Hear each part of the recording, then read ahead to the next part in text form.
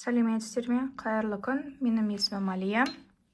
Мен сіздерге бүгін мынандай киттің тоқылу жолын көрсетемін.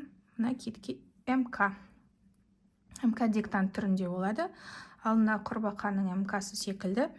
Егер де сіз мүлдем крючокты қолыңызға ұстап көрмеген болсаңыз, тоқи алмайтын болсаңыз, сіз бұл МК-ны түсінбей қалуыңыз мүмкін, өкінішке орай. Ал егер бұрын соңды тоқып көрген болсаңыз, менімен бірге тоқуға шақырамын. Ол үшін, осы брелокты тоқу үшін бізге екі түсті жіп керек болады. Менде Woolens Bunny Baby жібі. Екі түсті емес, бір түсті жіптен де тоқысаңыздар болады. Не обязательно былайынан, бірақ былай әдемі көрінеді кит. Асты, іші басқа түс болса, үсті басқа түс болса, әдемі көрінеді. Бірақ бір түспен де тоқысаңыздар болады. Менде екі түрлі түсті Woolens Bunny Baby жібі, 3,5 крючок, және де екі көз на безопасном креплении, және брелокқа брелочное крепление, қайшы, және холофайбер наполнитель. Наполнитель бізге аса көп қажет емес. Кішкене ғана болса жетеді, мынандай кішкентай брелокқа. Осында брелокты тоқу жолын көрсетеміз сіздерге. Біз тоқуды үстінен бастайтын боламыз. Ал, бисмилля, тоқуға кірісейік. Жіпті аламыз. Бірінші, ылғи тоқып бастайтындай, екі воздушный петля тоқимыз. 1, 2. Одан кейін бірінші петляға 6 столбик тоқимыз. 1, 2, 3, 4, 5, 6. Енді мынау бірінші петляға соединительный столбик жасаймыз. Егер сіздер бұлай емес спираль бойынша тоқитын болсаңыздар, сіздер екінші рядқа көше бересіздер. Мен соединительный петлямен кругты замыкать етемін, және де бір воздушный петля жасаймын. Воздушная петля. Енді екінші ряд. Екінші рядта 6 прибавка болады. То есть бір столбиктан 2 столбик шығарамыз. Әр петелькаға, бізде 6 столбик болды бірінші рядта. Әр петелькаға прибавка жасағанда 12 столбик болу керек. Екінші рядты тоқуды бастаймыз. 1, 2, 3, 4, 5, 6,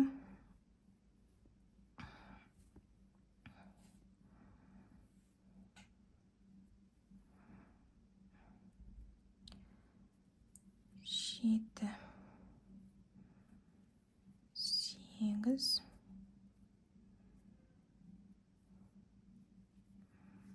9, 10, 11, 12. Мына біздің екінші рядымыз бітті. Енді мында соединительный столбик жасаймыз. Үшінші рядты тоқи бастаймыз. Үшінші рядта бізде 18 столбик болу керек. Бұл жақта да 6 прибавка, бізде просто бір столбик, келесіне прибавка, бір столбик, келесіне прибавка. Сонда бізде 12 столбикке 6 прибавка қосылады, тағына 18 столбик болады. Петля подъема, бір столбик, бір прибавка, бір столбик, бір прибавка, столбик, прибавка, столбик, прибавка, столбик, прибавка, столбик, прибавка. Міне бұл рәтімізді бітті. Енді мында соединительная петля жасаймыз. Енді бұл 18-ге тағы да 6 прибавка жасап, 24 столбик жасаймыз. Петля подъема. 1, 2, прибавка. 1, 2, прибавка. 1, 2, прибавка. 1, 2, прибавка. 1, 2, прибавка. 1, 2, прибавка. Енді бізде бұл рәтті 24 столбик болды. Мында соединительный столбик жасаймыз. Енді мына жақта мына 6, 12, 1, 2, 1, 2, 3 столбик тұрады. Онда біз мында 2 рәтті еш өзгеріссіз 2 рәт 24 столбиктен тоқитын боламыз. Дәл осылайынан еш өзгеріссіз 2 рәт өзіміз самостоятельно тоқып шығамыз. Өзгеріссіз 24 столбиктен 2 рәт. Ал енді бізде мында еш өзгеріссіз 2 рәт тоқып шықтық. Үшінші рәтті тоже 24 столбик болады, бірақ біз мынандай жүзу қанаттарын тоқимыз. Сондықтан үшінші рәтті менімен бірге тоқымыздар. Мынандай жүзу қанаттарын, құйрығын тоқитын боламыз. Ал, бисмилля, кеттік. Столбик подъема. Енді 1, 2, 3, 4, 5.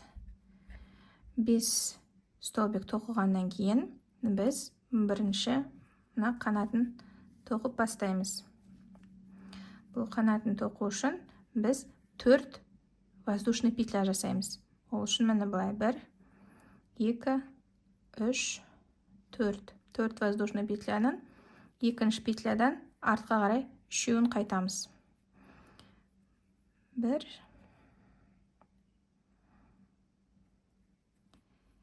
2, 3. И дальше тоқып кете береміз. Міне. Енді дәл мына жақта қарама қарсы жағынан екінші мынандай қолын шығаруымыз керек. 1 петля тоқып алдық, 1 столбик. 2 столбик. 3, 4, 5, 6, 7, 8, 9, 10. 11. Ана 12 дикті. Енді қарама қарсы бетке шықтық қой. 12 столбик тоқығаннан кейін тағы да 4 воздушный петля. 1, 2, 3, 4. Артқа 3 петля қайтамыз. 1, 2,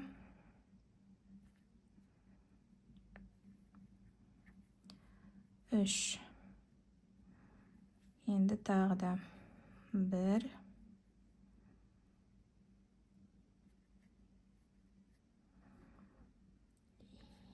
2. Енді құйрығын шығаруымыз керек. Ол үшін тағы да 2, 3, 4, 5 столбик дейік тағыны. Мұнда ең соңғы петляларға құйрығын шығарайық. 5, 6 дейміз тағыны. 1, 2, 3, 4. артқа 3 петля қайтамыз. 1 2 3. Мында тағы соединительный. Кәдімгі столбик тоқимыз. Тағы да 4 петля. 1 2 3 4. Артқа 3 петля қайтамыз. 1 2 3.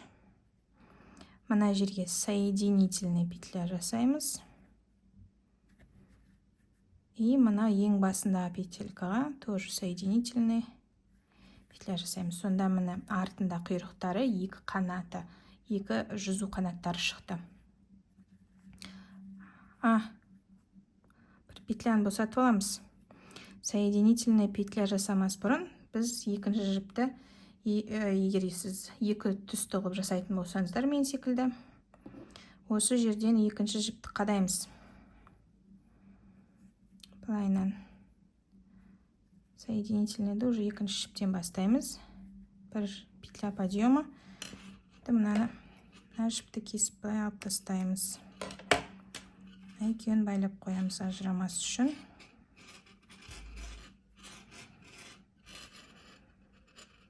Солайынан 2 рет байлап жіберейік. Енді бір ряд өзгеріссіз 24 петля тоқып шығамыз. Бірге тоқи берейік. Міне. 1 2 3 4 5. Енді мына қанаттан кейін мына жерге 6 кетеді.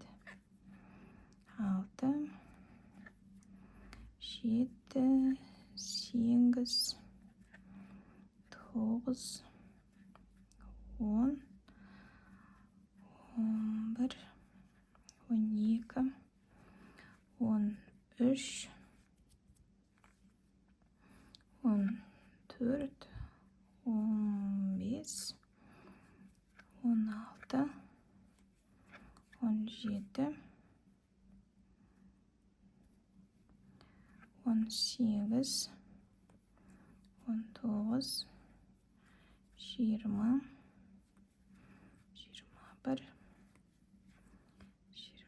22 мында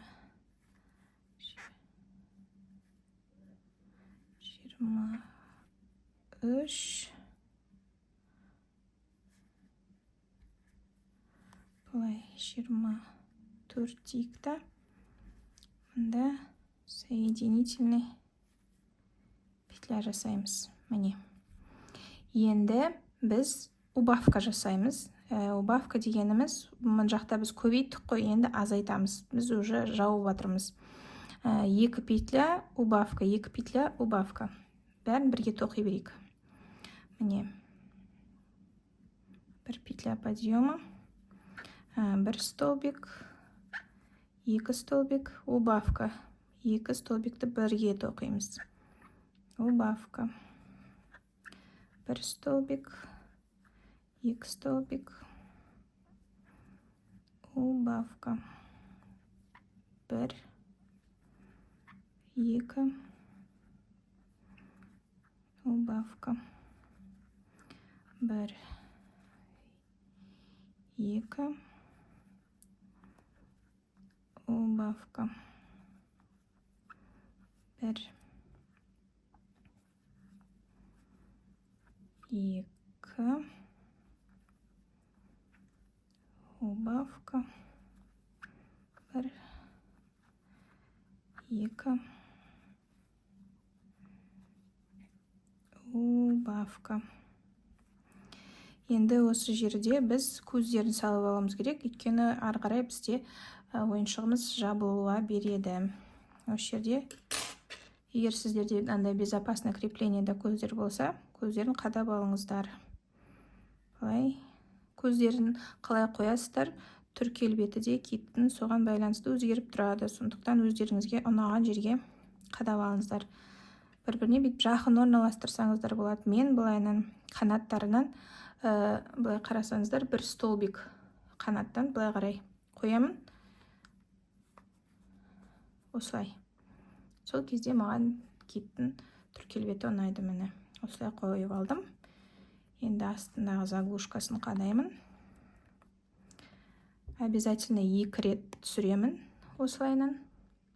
Сол кезде мықты қадалып тұрады. Ешқалай жылу мүмкін емес. Әдейілеп плоскогубцы или пышақ бірдеңкемен кесіп ойып қайшымен бетіне оламаса көздерін кішкентай бала болсын, былай болсын, олай қолымен жылу мүмкін емес болады. Былай 2 заглушкасына 2 рет бетіп түсіріп қадасаңыздар.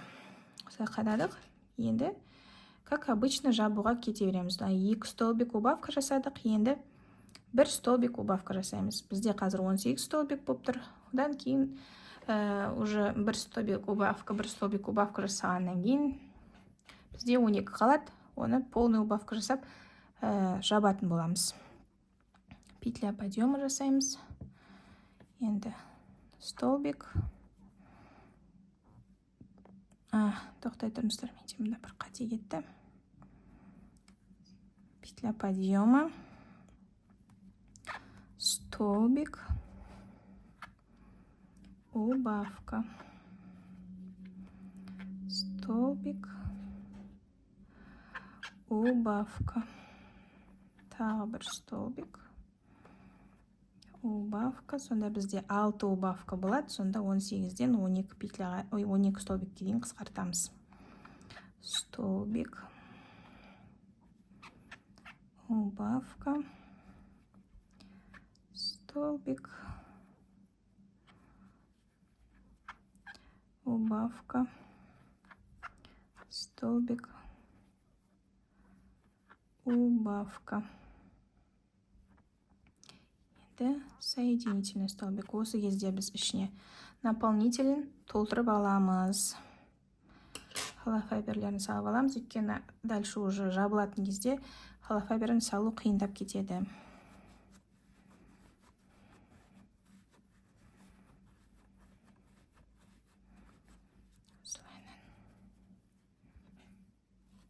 Басында қатты толтырмай салып алсаңыздар болады. Өйткені қазір барлық убавка болған кезде, тоқыған кезде крючокпен холофайберді былай қыстырып алып кетулеріңіз мүмкін. Кейбір адамдарға тоқығанда ол ыңғайсыздық тудырады. Сөйтіп салып аламыз.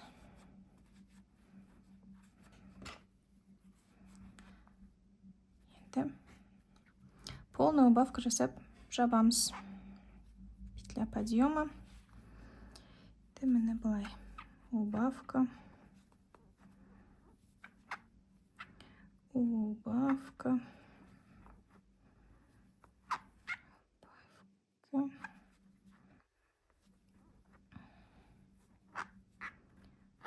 Убавка. Убавка. Тағы да убавка. Да. Соединительная петля жасаймыз дағыны жіпті қиып алып тастаймыз. Енді мында кішкентай тесіктен тағы да кішкене холофайбер саламыз. Толықтырып ішіне. Оған сіздерге андай қайшы көмектесу мүмкін. Я болмаса андай специальный мандариновый палочки болады ғой для маникюра. Сондаймен, я болмаса суши таяқшаларымен өздеріңізге бейтіп жетпей қалған жеріне холофайберді наполнительді толтырып салуға көмектесіп жерсеңіздер болады. Өйткені мұнда мысалы саусақтарыңыз істемейді ғой. Я болмаса пинцетпен салсаңыздар да болады. Мына осылайынан салып аламыз. Енді мына кішкентай тесікті былай жабамыз. Крючокты мына петелькаларға былайынан тығып отырып, мынау қалған жіпті өйстіп тартамыз. Бір. Мән бермеңіздер, бұл шаршап атқан, бұл өзі плюшевый жіптің барлығы да өйстіп кішкене сыпыц етіледі. Міне. Дальше өйстіп. Егер сіздер плюшевый жіппен ойыншық тоқып көрсеңіздер, плюшевый жіптің былай шашылатын білетін шығарсыздар. Міне өйстіп тартып, тесігін жауып қоямыз. Міне. Енді қалған жіпті тоже ішіне білдіртпей тығып жібереміз. Міне, біздің әп-әдемі сүп-сүйкімді китіміз дайын. Енді мына брелочный креплениясын қадау қалды. Бұл брелочный крепленияны мен мына крючокпен емес, бұдан кішілеу крючокпен қадаймын.